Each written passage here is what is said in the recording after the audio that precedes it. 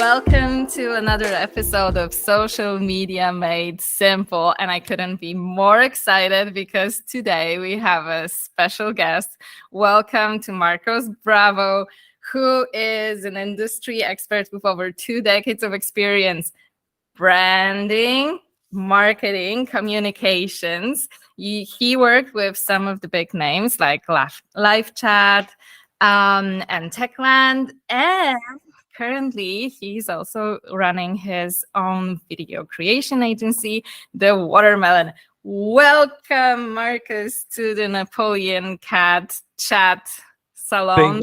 Thank you so much, and it's an honor and a privilege because I've been following you guys for a very long time. I love the stuff that you're doing. I love your product. I use it a lot, so it's great to be here. Absolutely. And yeah, we have been following you too. It has been kind of like an ongoing love and appreciation on LinkedIn, but now also we are starting a very exciting cooperation. So exactly. I think I can spill the tea. Then myself and Marcus, we are preparing something very special for you guys, a new course in our very own Napoleon Cat Academy. But for our listeners that may not stalk you on LinkedIn like I do, could you just briefly tell a little bit of about yourself and your professional journey so far? Absolutely. Well, so everything started, like anything that happened before 20 years old, it was just a blur. When I was 20, I left my country, Chile. I'm originally from Chile. And I went to do an internship in Disney World. And that's when everything went right or wrong, whatever way you want to look at it. And I fell in love with the strategy behind the magic, right? Is how they make a magical place that is all about money still feels magical. And that's when I started getting into sales and marketing. I did a little bit of photography, but on the event side, trying to maximize profits, not the artistic way. Yeah. And then I started traveling all around the world doing that in marketing. I opened a brewery for a while where I was the marketing manager. I was marketing manager for an executive company, executive education company. So I was lucky enough to, for example, to meet Robert Cialdini himself and have a few classes with him. You met the guy. Oh yeah, I met the guy. It was freaking awesome. And then, yeah, many things. I met my wife in Fort Lauderdale in America. We moved to Poland. I was lucky enough to work in Techland with Dying Light and a bunch of different tech companies in between. And then with LiveChat, I became the face of a company, which I never expected to do that. So just basically same values, same tone. Let's start doing videos. And since then, everything turned into the video side, which is actually funny because I study video. That was my degree in university. Original, yeah. Yeah. So now going back to it, like setting up a camera and editing my own material and plugging microphones and lights, it's like natural to me.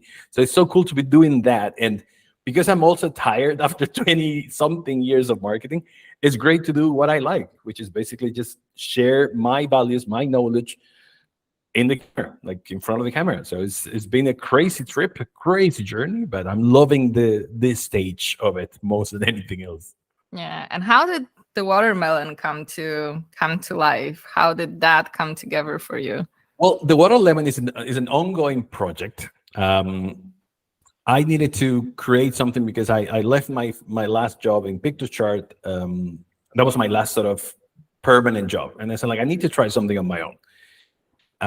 So I created something. I needed to name it somehow, and we found that my son, he couldn't pronounce watermelon, so he would say Waterlemon.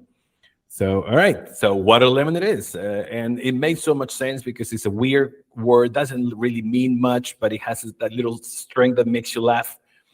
And under that name, it's sort of like my artistic name. So I've been doing a lot of things. I don't have anyone in the agency. I am the agency, and I've been creating content for a lot of companies under that name. And yeah, I mean, and it's a scary thing. I don't want to recommend to hey, everybody go freelancing. It's not really that easy because you freak out a lot. And if you're anxious like me, you will be freaking out a lot. But it's also great because you have the freedom to work with whoever you want. people that actually listen to you, not just anyone. You don't have to follow that much instruction. It's the other way around. They will follow the stuff that you're recommending. So it's sort of a really nice place to be. But yeah, it is not for everyone. I'm still not sure if it's for myself either, but I'm loving it at the moment. Okay. And from one anxious individual to another, like how do you make a jump? I know so many people, including myself. I was working a corporate job for many, many, many years, and that step is so scary. For me, I was kind of forced to, because like I was moving countries. So whether I like it or not, I needed to make a change. So kind of life, gave me a kick in the bum. But how is it for yourself? What made you made that scary jump? Well, I needed to prove myself that what I had, it was not just a job position. It was knowledge that companies will really value. And I wasn't seeing that much when you have a full-time job, because you just have to sort of do a checklist of the things that you've been asked to do. So I wanted to take more of a driving role. And I took the jump. Obviously, I mean, I don't recommend you to take the jump like eyes closed and just go for it. It's not that simple. I mean, eventually you will have to do that, but prepare yourself for it. So if you're thinking about it, if you're thinking of like, I might go freelancing, prepare yourself. Maybe save enough money for a month or two of nothing coming in. Start taking little jobs. Try to niche down your services, because you might have a huge plethora of services that you can offer through your experience and blah, blah, blah. But start with something very specific. I mean, for me, I did it the other way around. Start offering everything that I knew. But then I move into like, wait. Like I'm not enjoying this. People is not really responding to the way I'm offering it. So maybe I can niche down to some certain things. And now I'm doing only video, mostly video, right? So I get together with companies like NapoleonCat, and we plan things together. We record things, and here's my product. We're all happy because you already know what I know and how I talk and how I produce my stuff. So it's the best of both worlds, right? But yeah, eventually you will need to take that step, but maybe check the bottom first. Check how high it is before you take the plunge. Test the waters. Exactly, a little bit. Yeah, and speaking of testing the water, was there anything that surprised you, both positively and negatively, that you like, oh, even in like my wildest dreams or fears, I didn't see that one coming? Yes, actually, I have two examples of. Let me start with the positive, so we have with a higher note. It's super hard to trust that what you're doing is the right thing, right? People will ask you like, well, can you prepare this project for us? And you will have in the back of your head, it doesn't matter how much you know, that they're going to come, no, this is not what we asked for. We hate this, or dude, you're not good enough. That's always there for everybody. But the positive thing is when you find that little thing that people will always say, whoa, this is good, man. Thank you. And that's it. That's all you needed to hear, fix your whole life and your whole business model, because you start listening from your actual customer that you're good at what you're doing. So that changes everything. And in the negative side, I am surprised with the amount of people and companies that completely ghost you. So it's not only a dating thing. No, not at all. It's crazy that you have relationships with these people on LinkedIn, and you act like there are people that I met in person. We talk business. We're gonna do this and this and that. Perfect. Let's talk next week to start planning. Great. And then suddenly it's like, all right, are we meeting? No, nothing. A week, a couple of days after, 2 weeks, a month, and they completely ignore you for the rest of their life. And the funniest part is that some of these people or companies, they still go to LinkedIn and like my comments or like my posts. And I'm like, how dare you? You totally ignore me. You didn't even say like, look, I don't need your products at this point. No, you just left and never talked to me again. So that's probably one of the bad sides, that it will happen to you, doesn't matter what. So there's this guy who doesn't respond to your messages, but they watch your Instagram stories. Oh yeah, exactly. Okay. They will put a finger out somehow. I'm like, dude, don't. Just spare the finger. This Exactly. is the finger of ignorance, magic finger of ignorance. Okay. And with all your experience all through the years, what would you say is your personal approach towards branding and marketing. I know now you're more focused towards content creation, but still, like, I don't think you can get like your core out of you anyways, no matter what you do. Would you, what would you say is like your personal approach, and maybe what has I don't want to maybe say set you apart from others, but just kind of, I'm interested in your personal perspective. It's I think what makes a difference, and it takes a while for you to realize these things, right? Why people will choose you over other people, and that happens, right? And in my case, on the marketing side, is that, and I know I'm going to use a super marketing buzzword, overused completely, which is authenticity. I try taking projects of things that I didn't believe in, like NFTs or AI and whatever. And when I record the material or wrote about it, I couldn't. It's something, and I'll be super open and say, like, I cannot stand in front of the camera and start saying all of these things about something that I'm either not agreeing or I still don't understand well. But when you find companies or people or whatever that you match the values and you have sort of a similar vision, then it's a match made in heaven. And that's what I've been lucky enough that when I show up, I always, all right, what's your vision? Where do you want to take this? And if we're in the same page, they love you because you understand the values and you pass those values into your content so people can feel it too. Not because you're being full of BS, totally the opposite. You're sharing your own vision into their vision, if that makes sense. So it's like you're absorbing their values and putting them through your own words. Yeah, and I can absolutely see that also, like, coming through in the content that we are creating. And I'm 100% the same. Like, you cannot fake values, you cannot fake engagement. And I personally am also in a moment in my life when I don't want to give my time and energy to any company that doesn't align with my values. Exactly.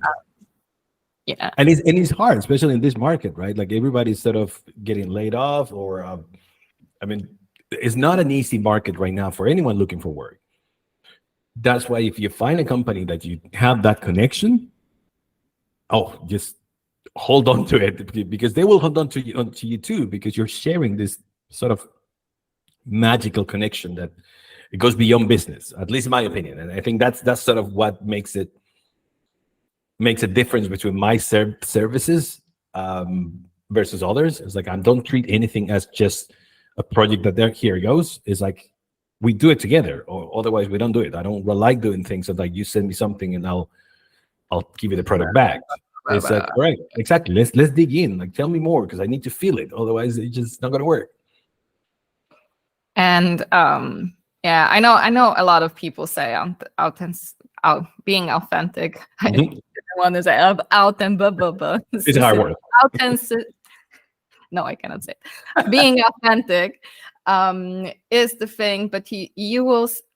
I can see when I see a piece of content, even I will see if it's BS. The BS detector is so strong, and maybe it's a good segue to. I wanted to talk with you a little bit about social media, talking about BS. So from one elderly millennial to the other, what's your take on how social media is evolving, and where are we heading with all of this? I don't want to say this, because I think social media it has a potential still to be fixed, to find the right way. I mean, after all, we all joined social media for the simplest reasons in the beginning, right? Like, I joined Facebook just to know what was going on with my family, what was going on with my friends from school. But then suddenly it becomes like a routine. It becomes something you have to check every day. So it's not anymore. And then the whole business side of it, it makes it, sometimes I'm lost in just sponsor, ads. I'm like, oh my god, like, and yeah, I did stop following a lot of people that I had in my connections, but come on, Facebook, give me something, right? And it's not only Facebook. I mean, the fall or whatever is happening with X or Twitter is showing the same thing. It's evolving into something that if it doesn't take the right path, it's just going to end up imploding. It just is going to end up being something completely useless. I mean, nowadays kids, they don't even use Facebook anymore, right? So it's something that Facebook and other companies, they need to figure out, well, how do we stay relevant? And that's why they're also blocking a lot of the ads, the all ads ways, so they don't bombard you with everything. Now you can pay to stay out of the ads. So it has to evolve in a way that goes back to the human relation, right? And that's why even social media managers have changed the way they talk. They don't sound anymore like companies. They sound like the dude behind the keyboard in charge of social media. And you don't fall in love with the brand directly. You fall in love first with the dude behind the keyboard for social media, and eventually you love the brand because the brand chose him to be there, right? So it's this whole idea of for brands to put the human beings in front of it, because people will trust humans first, and then eventually the brand. But also is the evolution that I hope happens is that social media goes back to the human connection. We want to connect people that has similar interests, not just put racism and or whatever bad things in social media in front of people that they don't deserve it, that they don't want it. And it's not a thing of like I'm covering my ears or closing my eyes about this. It's just like I want to connect with people that I like. Why don't I going to join a group of things that I hate? And Yeah. you know what I mean? And that happens basically fourth in social media nowadays, that you are exposed to things that you hate just to get engagement. I mean, the whole engage bait or rage bait Yeah. is so popular now. You go out and say something that everybody's going to hate just to get the engagement, and you Because you will get friction. exactly. You will get reactions. But I'm wondering, because I think everyone has the sense like I want to come back to what this was at a core, but it's still not happening. At the beginning of this year, everyone was telling, "Oh my God, communities! Brand needs to build communities." Did you actually see an example of someone who did that well? To be honest, I'm not even sure. I cannot pick a company to say like they are doing great. I've been involved in many community building projects throughout my career. Like right now, I'm even helping a freaking wonderful video game that is being made. I cannot talk more about like much more about it, but I'm in charge of helping with the community and start to find out like, all right, well, what is going to bring the people into the community? Because that's the hardest part, right? And I don't think anyone is doing it great, because people are just bringing very, I don't know, superficial levels of commitment. So it's like, oh, you like red? We're the red team. Oh, yeah. And then people just stay, you know, people just stay in that surface, and they don't get into the deep side of the community when you become a loyal customer, or actually a brand ambassador, right? So like you belong to a community, but you don't go out and invite more people. And if that's the case, you're not doing it right. So I don't know. I couldn't pick one company that I can say like they are doing great right now. I can think just of like one example. There's this company out of Canada. They're called Jasper AI, and they are generative AI for imagery. But what they were saying is that their community works because people actually have something to share. So they are sharing ways that they have used Jasper, and they are exchanging ideas how to utilize it, and it's useful for them. And that's why the community kind of works, like, because like one, you have something to show off, and that's like the dopamine ego fueling thing that like, oh my God, this is cool, look what I did. And then but two, now that you bring that example, sorry to interrupt you, just quickly. Yeah. I'm going to mention the company that I have to disclaim I'm working with them. But now that you sort of pinpoint those things, Growth Mentor is doing an incredible work with people committing to help each other out of Mhm. just passion, right? So if I have to pick a company, and again, disclaimer, I work with them, it's Growth Mentors. So you probably need to check what they do and how they do it, because it's nice. Yeah, I wanted to ask you about that anyways. Like, I'll bring it back after. Yeah, because that seems to be also like another project that they kind of getting people together and to help. And maybe, I don't know, maybe this is like my idealistic side, but I would like to see for social media to like come in this full circle and actually be again that medium for information, for help, for feeling something else than just inferiority and frustration. That dark hole of someone else is having a better life and I'm not enough. But this is, I think, like we went maybe to the deep philosophically Oh on yeah. this one. So coming back a little bit down to earth. So what would you say, like, also again aligning with all that we have said so far, what is your view on how can a brand use social media to form its identity so it's not cringe? I think vulnerability in this case works great, and it doesn't mean that you have to pretend to be something you're not just to get sympathy.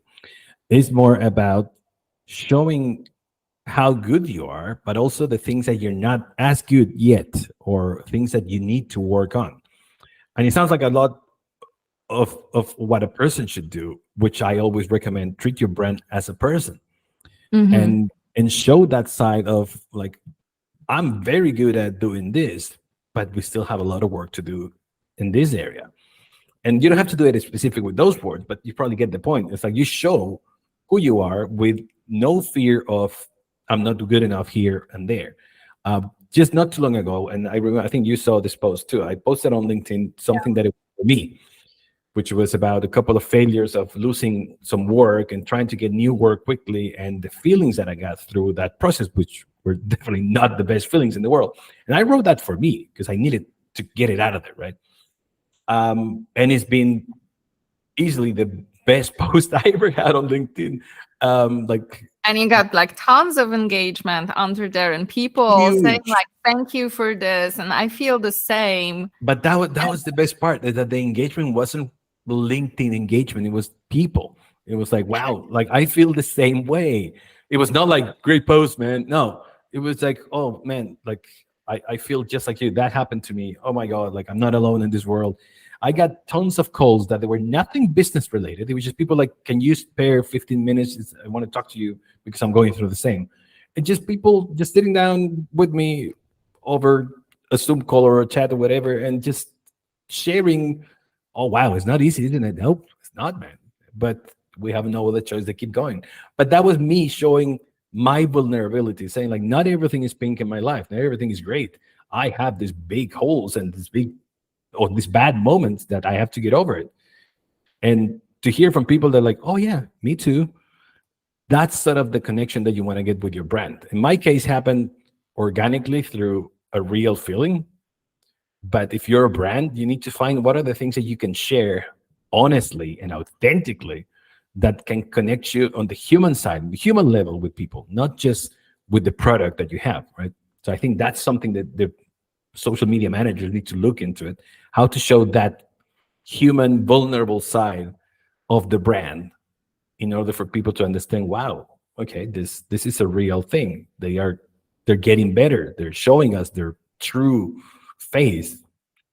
So yeah, I Yeah. think that's probably a good direction in my opinion.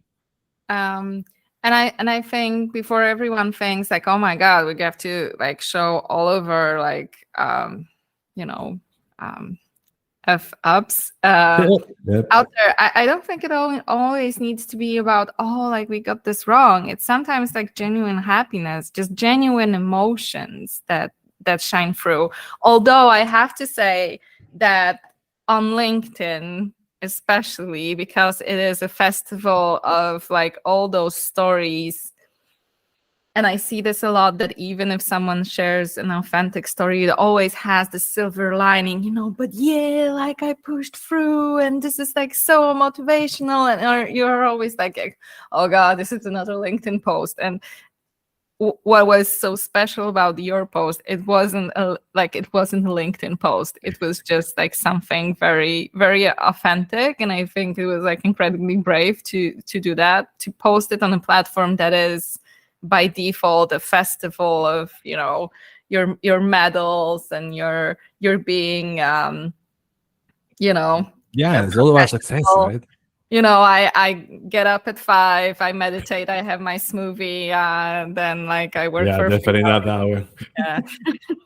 That stuff. So I think so again, I think that a common theme that we kind of see here is that again, being authentic. I'm not going to say that word today. You're going to have to practice afterwards.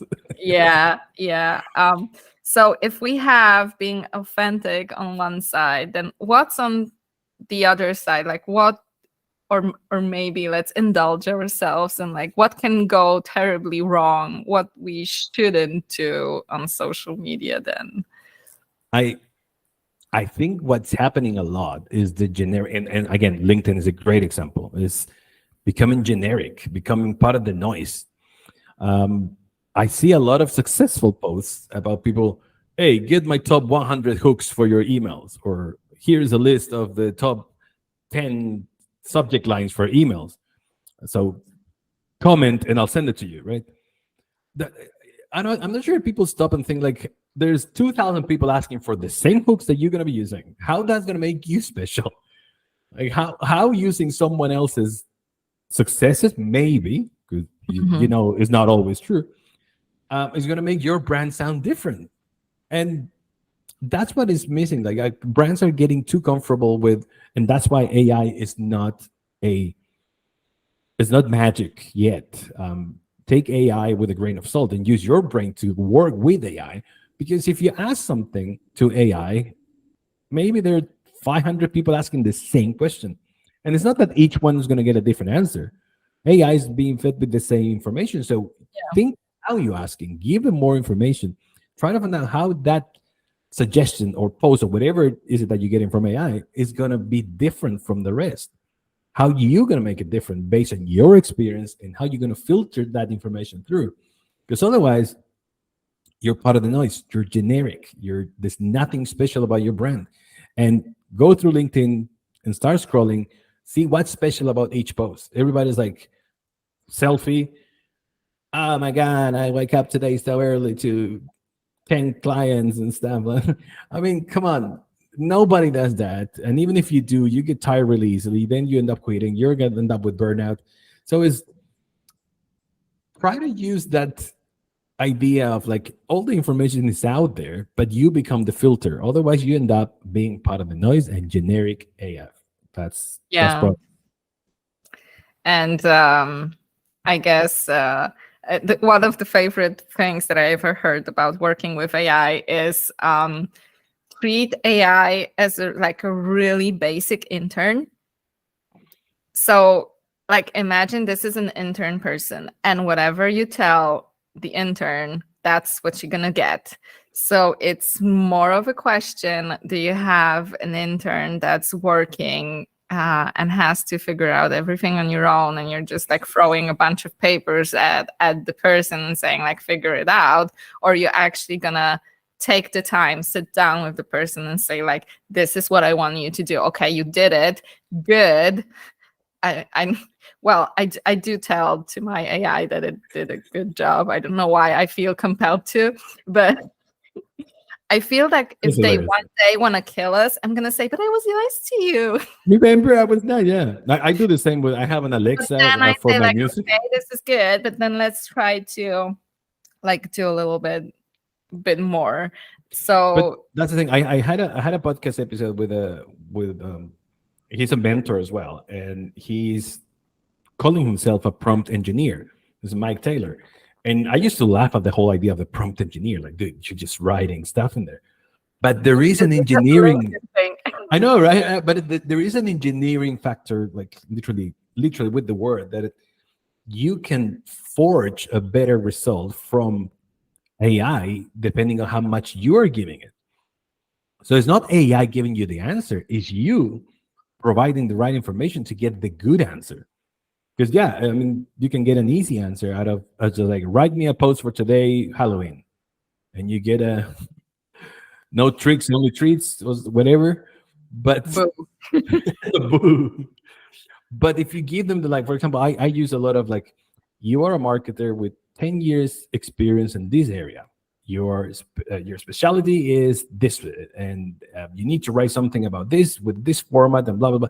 And the more you give it, and something that I didn't know that this guy told me, I was like, ask AI to ask you questions. So I put my prompt. I said, ask me 5 questions about that prompt, and AI will come back and say like, okay, let me understand a little bit more and ask me 5 questions, give them the Ooh, answers, and then that's a good create something. It is a great tip. It's like, please ask me questions about this and give them a number so you don't spend the whole day replying questions. But then ask me 5 questions about the subject that I just asked, and it will ask you, and then we'll start learning from your own input. So it's something that we have to learn to live with. It's not gonna stop. It's not gonna disappear. Uh, and the only way it's gonna work well for you as a marketer is that if you filter that and work together with it, because otherwise, again, it's just words. There's nothing in it. Yeah. So I guess maybe this is also a good moment. Maybe some of our listeners are thinking about, a career in social media, getting started, and you are now collaborating with the Grow Grow Mentor, Growth Growth Mentor, mentor, yeah. Mhm. Growth Mentor. So how do you have any like tips how to start now, how to involve, and yeah, is, for example, do I have to now like go strong into the AI? What would you say is now like if you would I, teleport yourself back and you're now starting all over again, like what would you okay. do? What would help? And if Growth Mentor can help So people who want to go further. so, so let me do it in 2 ways. Like, let me tell you a little bit what I'll do first, right? If my daughter, for example, she will come and say, Dad, I want to get into social media. You would be like, Cool. no. No, never. No, I will definitely tell them, look, first, understand what the social media manager role fits in marketing, right? Not because you're great at TikToks, you're ready for a social media management role. Not because you post every day in Facebook or you're doing your own Twitch channel with video games, you're ready for it. You need to understand what's the purpose and what's the role of it, right? Like, how much are you really supporting a bigger strategy? If you understand that and you still like it, then start with a small startup or with a couple of small startups. But then but doesn't matter what, you're gonna have to work a lot. Social media is one of those jobs that you start doing everything. Mm-hmm. You do the video, and then you do the graphics because the graphic designer is busy with doing something else, and you have to learn how to do Canva or Piktochart or. Um, so it is a lot of work, but I think the first step is a great thing to do because eventually you are the one talking to the customers all the time, and I love that. You understand the customer better than anyone else in the company. But you need to understand what's your role before you get disappointed. It's not just posting. It's not about being cool online and making jokes and make sure that the hashtags are right. It's understanding what is your part into this big picture, right? How do you really can help? How can you move things forward? Because sometimes companies just want a social media manager just because, and you don't want to get in there because you Mm. are hated very soon. But if it's a company with a plan and you understand your role in that plan, that's where you want to stick in. And on the growth mentor side, well, I mean, just to give you an idea, growth mentor is literally over 600 mentors from top companies. I'm talking with huge people. I don't know what I'm doing there, but um, all these big guys are ready to help other people, telling them or showing them their own experience, right? So you go there and talk to them, and that's probably something you want to do. Go and find someone either in Growth Mentor or somewhere else that has been through the experience, Talk Yeah. to them. Most people in marketing are very open to be cool. I think most people in marketing, I mean, they always say, Of course, we're cool. right. And they'll be happy to talk to you, to tell you their experience, to tell you the good things, the bad things. So find someone who's been through it, and talk. But yeah, those are probably the things that I will do, or I will tell either my daughter or someone who wants to get in there. Awesome. And now continuing the tough and hard questions. So we have all been there. I think it's one of the most challenging aspects of the job, is metrics and measurement of efficiency. It's the nightmare of everyone working in marketing. How to actually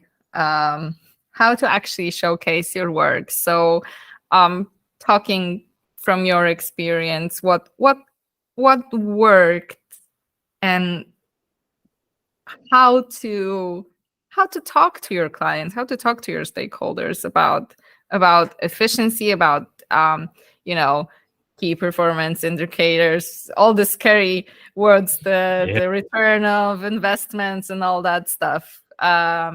What's your experience and take on that?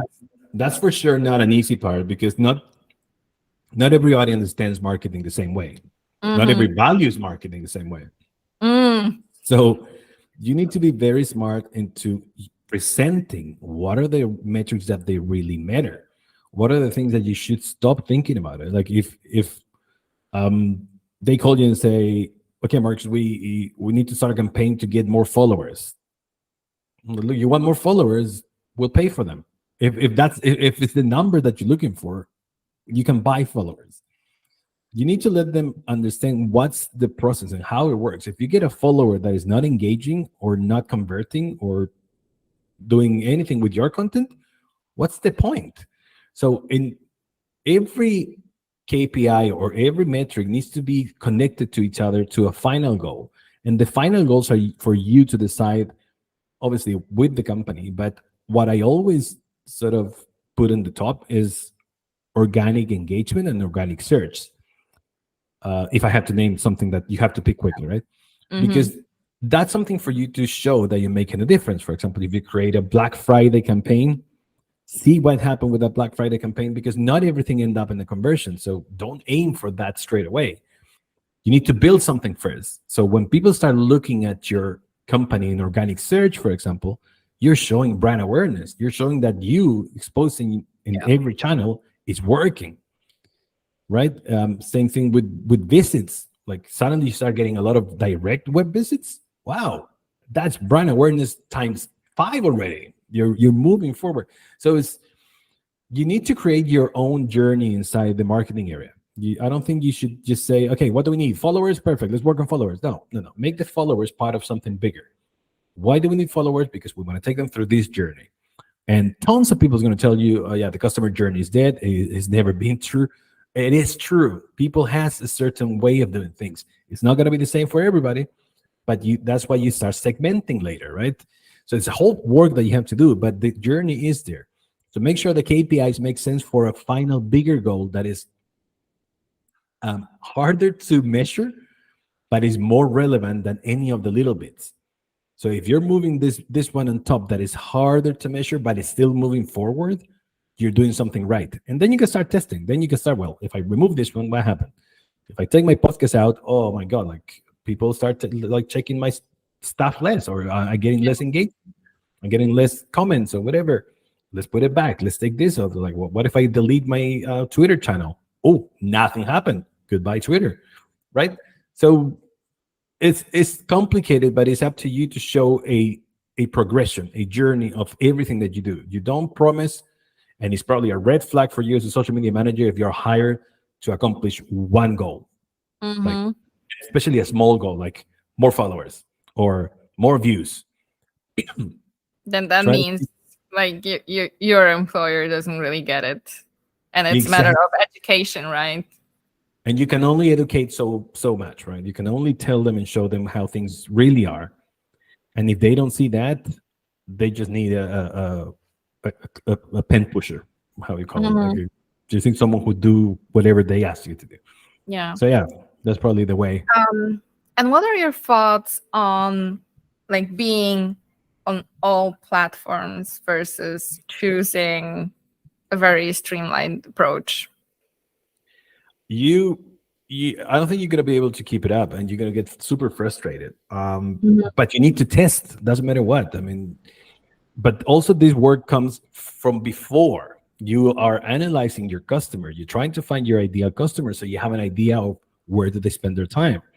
If you're aiming for 10-year-olds, 15-year-olds, for example, Facebook is not a big deal for them. They don't like, why are you going to waste your time trying to promote something where they're not there? But that's work that comes from before, with a marketing team looking at where does our customer spend their time. So then at least you have a base of saying like, all right, well, I'm going to aim my first 4 channels here. And then in the future, I'm going to try Pinterest now. Let's see what happens with Pinterest if I start posting in there. So give it 3 months, 4 months. Nothing is an immediate, nothing happens so quickly, right? So give it a try for 3 months, 4 months, 5 months, whatever. It works, perfect. Put it into your channels and keep working on it. One of your channels is doing nothing. Well, stop doing it. I remember, for example, websites. Everybody needed a website, right? It's a must. Now I stopped my website because I couldn't really have anything in there. Like I was so like, oh my God, I need to put something in the website. It's just taking time that I don't need. And I remember this company that we used to work with. It's called Now This, which is a news company. Their website, what I just love, you'll go to nowthis.com. It will say website, right? It even sounds old. So we're not here. Find us on social media. That was it. And I loved it because they're acknowledging that you don't need to have something everywhere. Find where your customer is spending time, focus on that first, and then experiment. Yeah. And then I guess the final questions, because we're slowly getting towards the end of our conversation, is in terms of types of content, kind of similarly, do you think now, many people say now that video content is like the thing. What's your take on that? I'm gonna have to see, like, to say to diversify. Does it still make sense to put like static pictures? It does. I mean, I have to say, for me, especially as a video content creator, video is king. Doesn't matter what. But it's not for the reason that people think. I never look at video for algorithmic reasons. I look for it for connection reasons, right? People connect with you looking at them through the camera, talking to them. Like usually when I do videos that they're more, I don't know, like intimate. I don't mean it in the wrong way, but like when I'm trying to talk one-to-one, I don't go with the whole, hey folks, when you guys do this. No, I talk to you, directly to you, and I try to look at the camera to make that connection. So when you watch this video, you suddenly forget that you're watching a video. You're like, oh, I'm having a little we're having a coffee. Exactly, right? But I won't say drop everything you're doing and do video. I will say add to everything you do in video, right? Because you don't know yet what to take off, what is not working, or what can you replace with video. So add video on top, see how much effect is bringing into it, and then start, like I said before, testing, pulling things down, or just doing less on certain things. But video is one of the best ways, but it's also one of the hardest for companies to start, because to find someone who can talk in like in front of the camera, or really express the message, not being cringe and scripted and all that, is hard. It is. Right? It is. So it's something that they definitely need to look into it, how to do it properly. So it's also a selfish plug for my services. Like that's what I do for companies, right? I'll sit down with them and say, all right, show me your content. Let's talk about your values and your sort of your tone of voice. And let me see if I can replicate that in an authentic way. And if I can do that, I'll be your guy, right? Like I'm doing, for example, a video right now, a series for a robotics company, right? I didn't know much of robotics, and I told them, like, look, I want to show in the video that I don't know much of robotics. I want to show that I'm learning with them. And we like the approach, and that's what we're doing in the series. So it was like, as much as I talk about robotics, I'm also sort of teaching myself through. I never say like this is my experience because I don't have any. It's like this is what I've learned in the last few weeks or whatever. So I'm going to show it to you now. Yeah. So that yeah, definitely makes a difference. And yeah, video is my top way of content.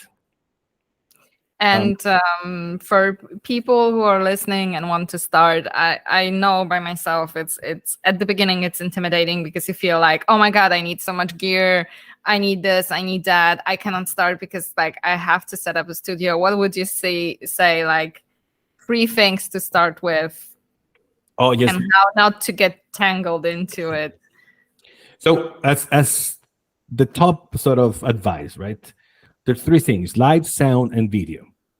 If you have those 3 things well covered, and I don't mean top-notch equipment, right? Video, you have your phone.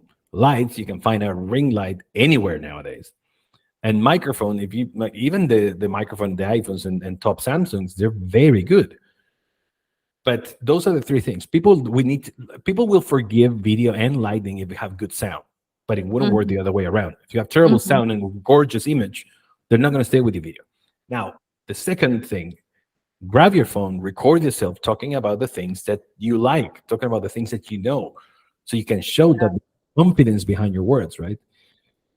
And then when you're ready, share it. Or actually, not even when you're ready, just share it. What's the worst thing? I think share it before you're ready, because perfectionism kills so much. I know this. I know so many people who are brilliant, but they're like holding on to their project because something like, no, this is like, oh, I cannot go live because I'm not prepared. Just do it. Do it. Even from an anxious person, I can say like, be afraid, but still do it because you're authentic. And that's, I guess, I wanted to do a conversation around social media and branding, but we ended up with a conversation around authenticity. No, being authentic. I'm being authentic right now too. But I think that's basically the message, that like your product, you're passionate about the product, your personality, your own personal brand will always kind of and also I mean, everybody's talking about authenticity, right? So you might think, well, it's just going to become another trend, so everybody's going to try to be authentic, but that's not how it works. Authentic means, it truly means when you're doing it for real.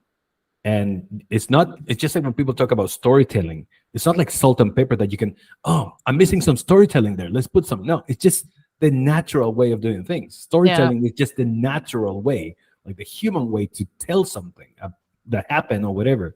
Same with authenticity. It's just the natural way for you to show, okay, mask out, this is who I am. I feel that I'm very good at these things. I feel that I'm not very good at those things, but I'm happy to talk about it and start growing together. I mean, think about your own relationships. Like, how many of you lost girlfriends and boyfriends just because you were pretending to be someone else? But you maybe found the right person when you did the opposite. Or the relationship feels right when you can let that person exactly out and shine through. Yeah, absolutely.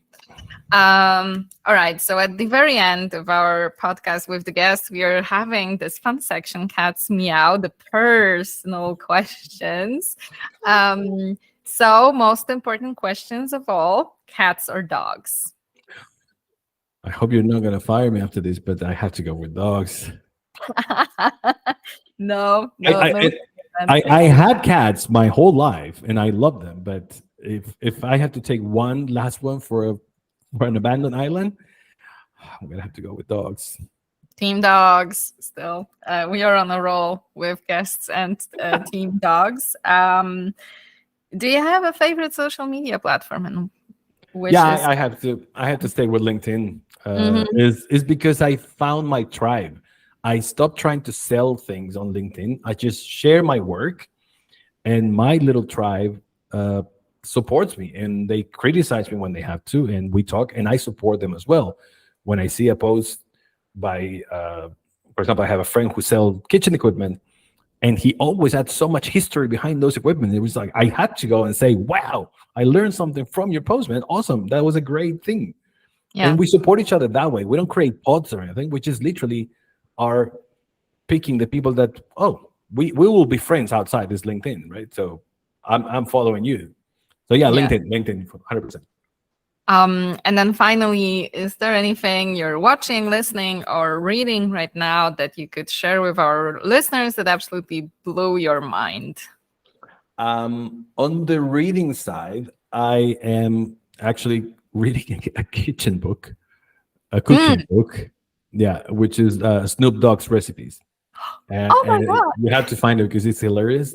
He will teach you how to, from frying bacon all the way to creating these crazy dishes, but it's because the tone is just so fun and cool. So that's what I'm reading and watching. I'm just gonna have to be part of the whole world and be sort of very uh, common, a commoner, a simp. But I'm watching Loki.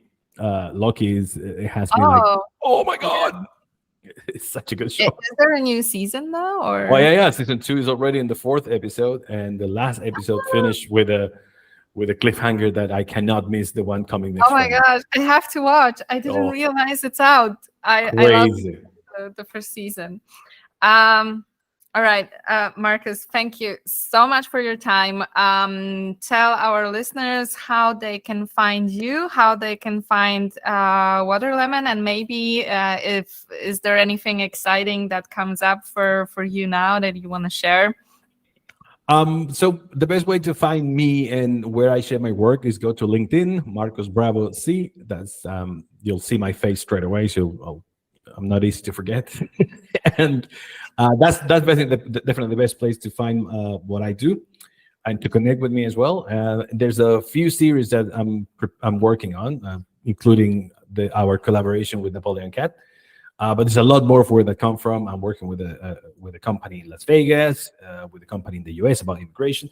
So there's a lot of things happening, but my main channel of communication will be LinkedIn. So I'm happy to become your friend over there. So just go ahead and let's connect.